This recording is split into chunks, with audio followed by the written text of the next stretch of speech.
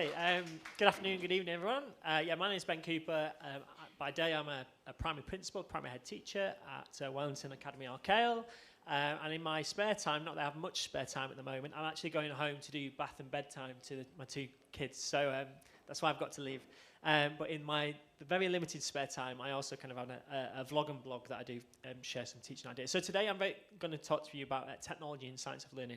Now, I'm not a technology expert, and I'm not particularly an expert in the science of learning. It's just a hobby and interest. And I think linking on from what was said before about technology and noise, what I find quite refreshing about the science of learning is that it strips back all that noise and just direct straight back to brains and the learning process, and allows educationalists to kind of focus in on what really makes a difference for students, and the science of learning summarises that very, very well.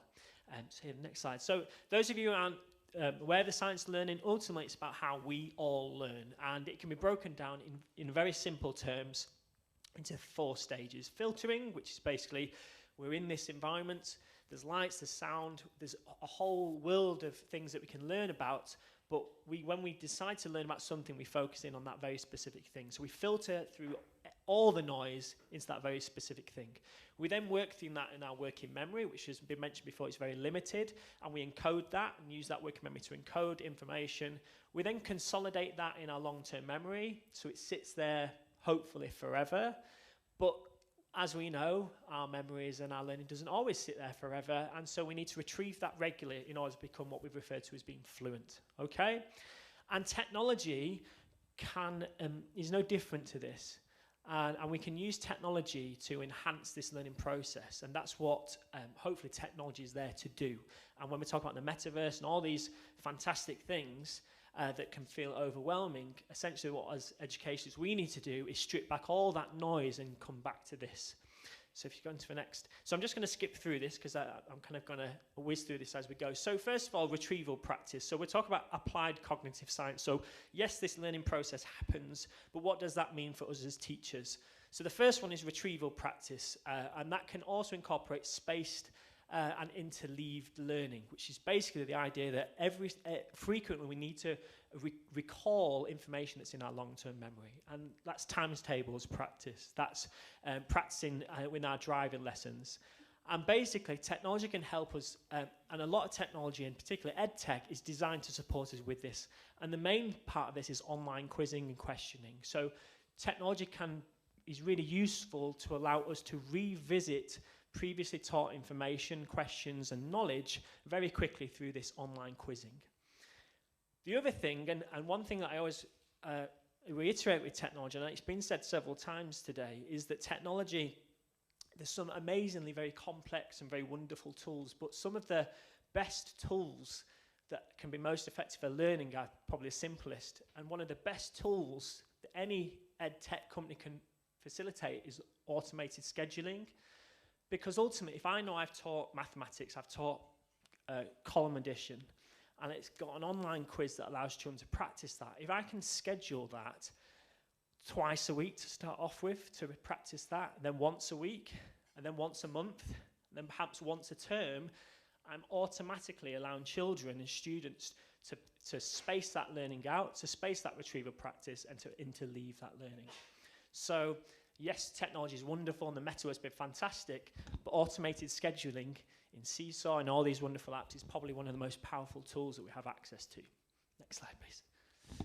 So then we have the cognitive load, that working memory, which is very limited, and technology can hinder that and support that.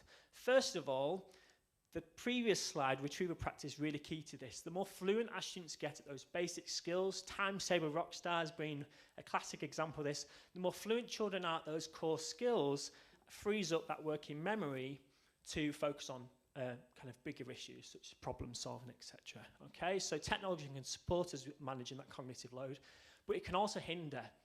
I'm sure we've seen and been there when in classrooms when we introduce some technology and the children are so tied down with using the technology, their actual learning focus is missed.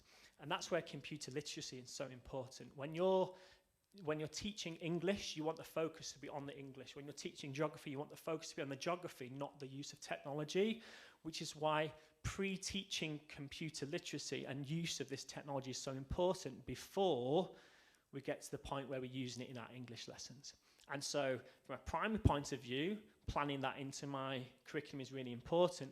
From a secondary point of view, speaking to the computer teachers and the computational experts in those schools and make sure that ties in with the technology that you're using. And when we talk about the ecosystem, is very important. If I want to use Kahoot in my classroom, I need to make sure they know how to use Kahoot before, so that when I am in my English lesson ready to go and ready to do that retrieval practice, I'm not being tied and bogged down by actually using it with the students, and they can get on with the learning about whatever you're teaching in English. A few other ideas there. The two main things is, again, is chunking ideas. So even simple tools like duplicating a slide. If I'm teaching column addition and I do my first step on the first slide and then I duplicate that slide, and the next slide I do my next step and I duplicate it again and again, so I have 5 steps of column addition, I've got a visual representation chunking that step into mini steps for my students. A very simple tool that can allow and work directly with the science of learning and allow chunking, the chunking of learning into small steps and break that learning down. And the final kind of two at the bottom, organising instruction ideas and frames and scaffolds, is we can visually represent information in far more creative ways, and we can categorise much quicker. And there's a whole variety of tools out there that allow us to do that. And so moving words around and categorise them and starting to structure and form our ideas in more creative ways is a very powerful way of using technology. The way we represent information using technology is very important. The first aspect is, if I'm teaching about the sun, which piece of clip art would be most powerful? And if I really want to get across the point of suns and layers, then the one on the right-hand side is the most. Dual coding is all about making sure that the visuals that we're using and the information we're sharing best represents the type of learning we want to happen. Constructing diagrams is very easy using this type of clip art to visually represent information. And equally, when we want to represent different kind of more abstract concepts, we can actually use technology to do that. So if we have a cube here that we can move around and see inside and look at the corners and investigate, it can be quite powerful when we're talking about children really investigating concepts and ideas. Working with Schema. So first of all, I want to kind of go backwards with this, is technology is our student schema. So Schema is basically all about our prior knowledge, what is already in our long-term memory. Children are using technology all the time, so building learning on technology is a very powerful way of making students feel confident. As soon as you link something back to Minecraft or some form of tool that they're very familiar with at home, that schema is there to attach new information into. So you can teach mathematics and a whole range of various subjects based on things that are very familiar to them. The other ideas is obviously flipped learning. What technology allows us to do is pre-teach things away from the classroom. So when they come in, they've already got that foundational knowledge, that schema to build upon. And so it's saving us time and allowing us to attach knowledge onto things that they've already grasped. And the final thing that I just want to say is, and this is probably my favourite part of science of learning, because science of learning can sound very scientific and very robotic. But my favourite part of science of learning is what is referred to as embodied learning. And basically, we have 3 different areas of the brain. The brainstem, which is our fight or flight mechanism. The limbic system, which is social emotional. It's why we cry, it's why we laugh. And then the problem solving, the neocortex, which is why we learn. And everything is determined by these 2 hormones. Dopamine, which is love, enjoyment, allows us to move up here and be successful problem solvers and learners. Stress brings us down here. And the way I see technology enhancing education is if it frees up a teacher's time and the learning aspect can be handed back over to the students, and I can create a quiz and say, right, off you go, have a go at this for 10 minutes, that already exists out there. The content is already created for us. That gives our teachers time to develop this as much as possible, to make children enjoy themselves, to support children when they're stressed, and be that humanistic experience that the children need in order to be successful.